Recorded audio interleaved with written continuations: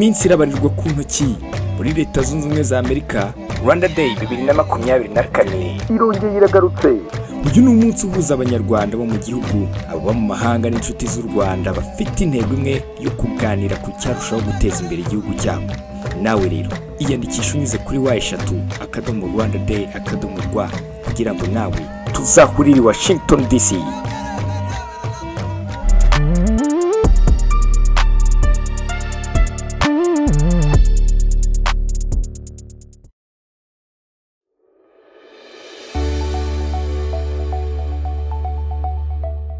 Kuri uyu wa kane tariki 11 Mutarama 2024, Guverinoma y'u Burundi yafunze imipaka yose ihuza icyo gihugu n'u Rwanda nyuma y'iminsi mike icyo gihugu giciye amarenga yo kuyifunga.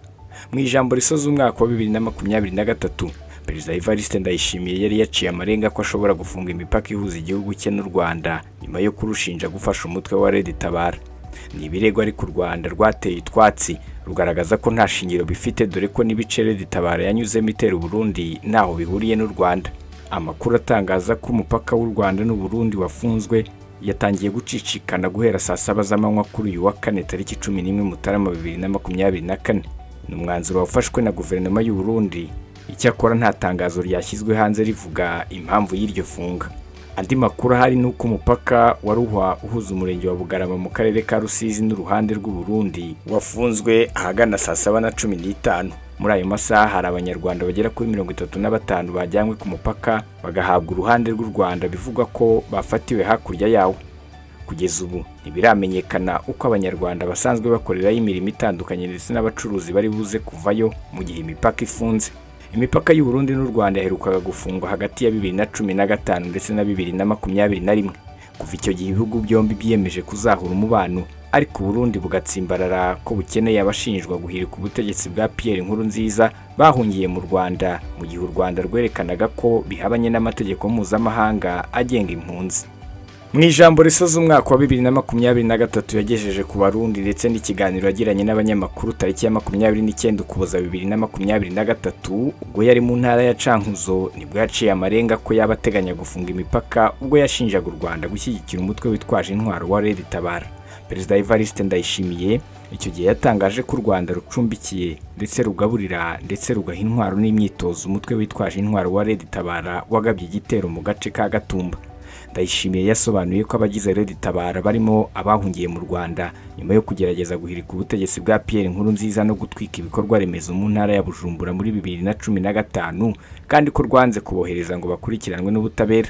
Hari aho yavuze ati, ku bwacu ntacyo tutari twakoze ngo turebe ko umwuka mubi hagati y'u Rwanda n'u Burundi wahagarara, ndetse n'amahanga yaradushimiye ubwo twafataga icyemezo cyo gufungura umupaka hagati y'u Burundi n'u Rwanda ngo abene igihugu b'impande zombi bongere kugenderana.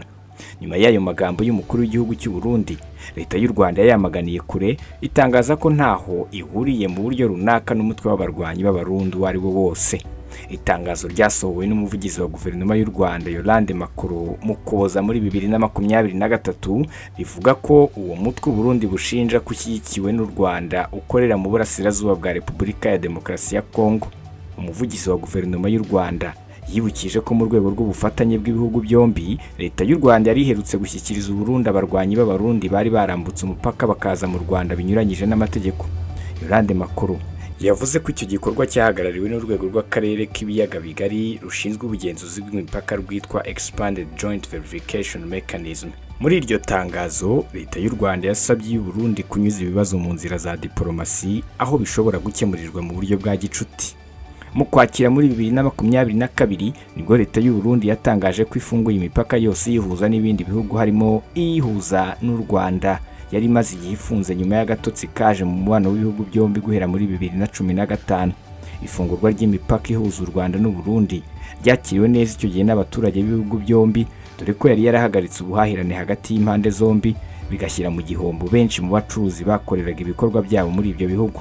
Leta y'u Burundi kongera gufunga imipaka yihuza n'u Rwanda bisobanura ko umwuka mubi wongeye gututumba hagati y'ibihugu byombi. Kugeza ubu nta kintu u Rwanda rwari rwavuga kuri icyo cyemezo cyafashwe n'u Burundi cyo gufunga imipaka. Simon Stizo Muhumuza, One Nation Radio, ijwi rya diaspora mu Rwanda.